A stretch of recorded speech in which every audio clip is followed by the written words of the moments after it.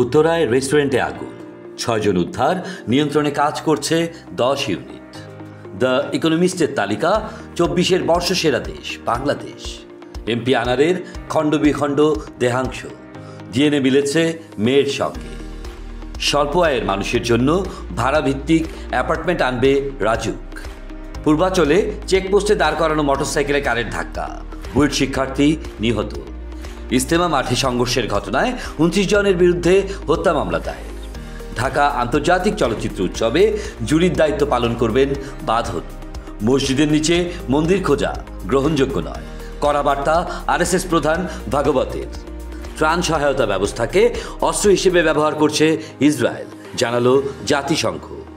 টি-20-তে West ইন্ডিজকে white wash করল বাংলাদেশ।